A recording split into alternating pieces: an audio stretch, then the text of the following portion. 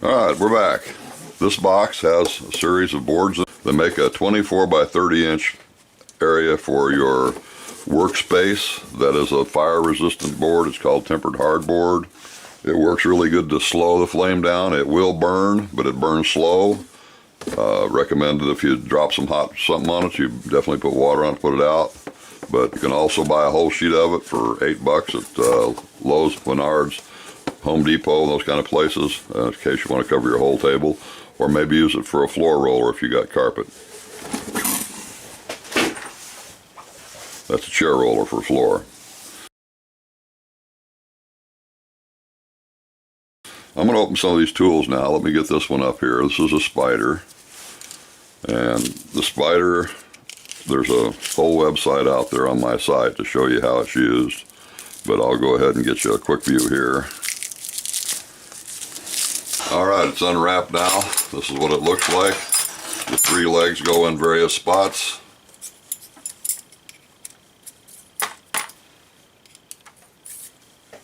And it's used for putting on bales and other components. Alright, that's the spider.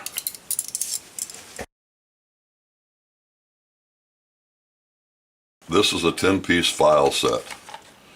One of these files is really special. It has only 3 sides. On those 3 sides, 2 of them are flat and 1 of them has teeth. That enables us to file next to things in the cracks and in square corners without damaging the other side. There's a lot of other nice files in this kit, but that is the most important one.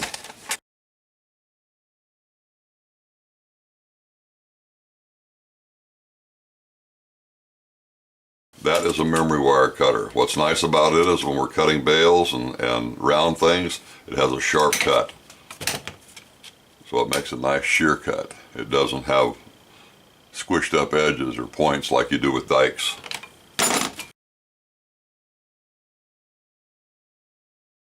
That is a straight shear. It is very nice for materials, good clean cut. It is designed to cut anything 20 gauge or less. These jaws are fairly thin, so you can get close to things with them when you're shearing. But your problem is if you take and put something too big in there, it's going to spread this and ruin your shears. Shears should not fold something over. I recommend when you're first starting, when you're cutting things, cut as close back in the jaw as you can. That should help you with keeping your shears last longer.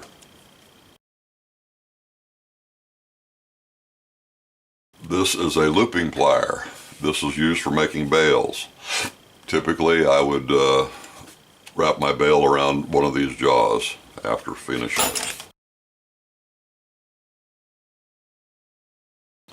This is a copper tongs. This is the only tool that we allow in the pickle. We don't want to ruin our pickle. We don't want to take the plating off our tweezers. So that's the only tool that's not in the pickle. This is a needle nose tweezer with a wooden handle so that you can handle it when it's hot. I don't recommend you put it into the flame, but you can get it warm a little bit without ruining it.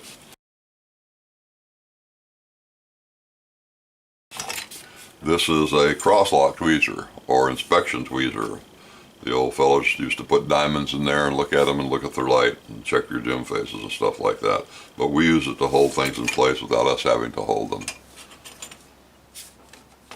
It's not really good for manipulating solder, whereas that other one I just showed you is. This is a cross-cut file.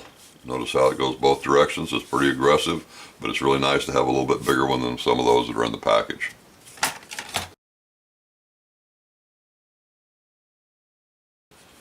This is a titanium pick.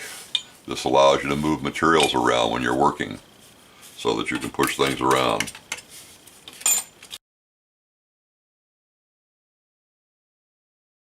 This is a metric and inches scale. Actually, is it a scale or a ruler? I don't know. It measures things.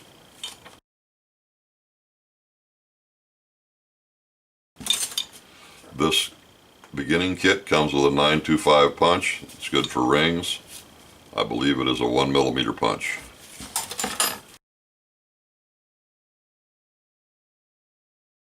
This is a bezel roller. We use it for tightening up scalloped and serrated bezels and burnishing on the sides for plain bezels and those other bezels. So that is the main small tool kit.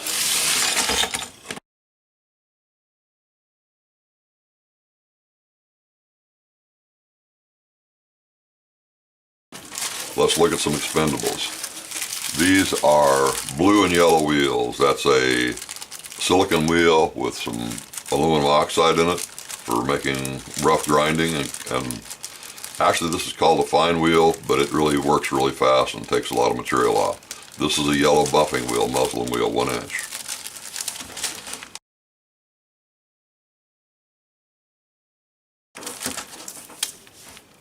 This is some white diamond polishing compound. This is a rough compound, so if you've made a mess or you have to get something off, it's a lot of material, you can do that.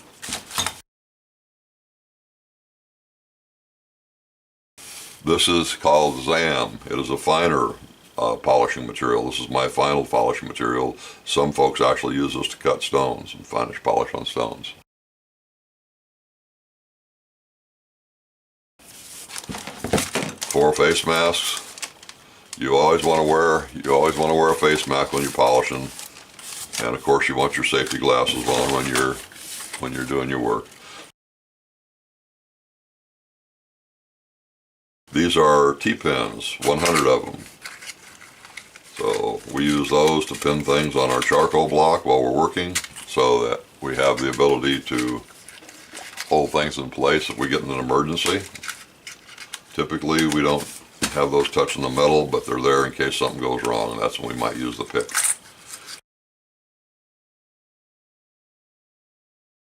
These are binder clips. I use those for holding bales up while I pre-solder them.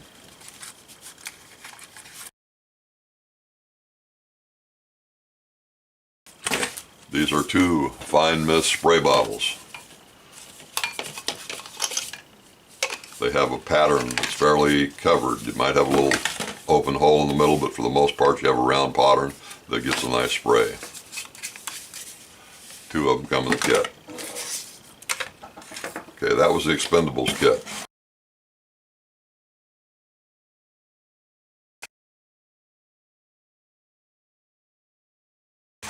Next we have the dry acid pickle, pound of that.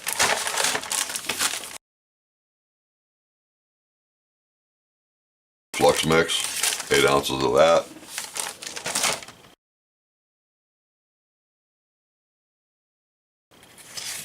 Set of dowels for holding and shaping. We use those a lot in our classes. Keeps our fingers out of the proximity of hammers and things.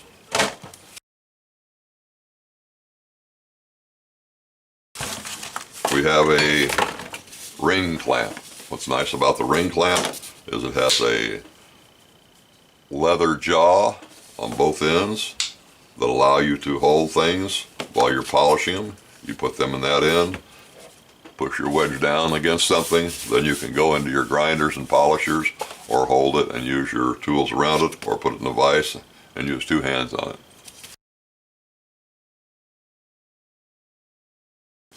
This is a nylon hammer. I'm going to suggest that when you get this, you go ahead and put some glue on here and tighten it down as tight as you can. These heads are replaceable, but nobody has the replacements.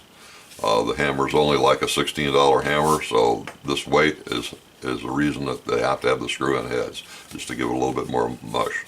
When you're hitting with this hammer, you want to make sure you hit very, very flat, because like all hammers, if you hit it to the side a little bit, you're going to make dents. Some of my students have said that they take and they round these a little bit better than they are. I find that if you're hammering flat like you're supposed to be with the hammer, you won't get many marks with it. This is a 3-pound mitch block. It's premium surface on all sides. Be careful, the edges are sharp. You may want to deburr those yourself when you get it home.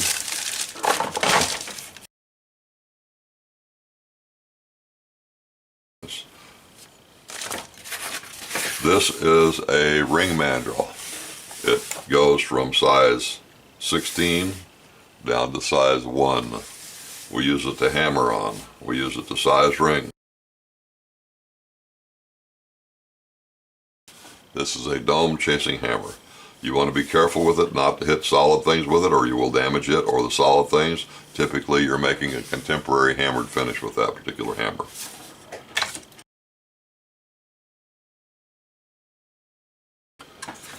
We then have a charcoal block. This is a 2.5 by 5. We also include a wire for wrapping it so that the first time you heat it up it doesn't break apart.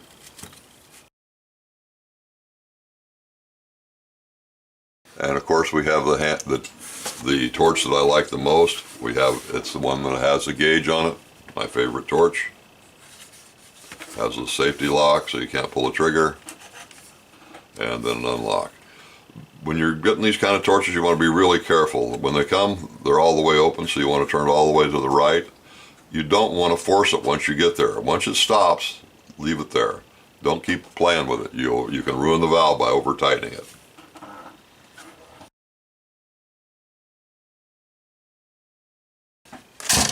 And then of course we have the Lazy Sue soldering board that comes in your kit as well. Thanks for watching. You can find these tools at spiderholedown.com as a group. You can find them individually at silversmithingclasssupplies.com, or you can find them in my class. Come take one.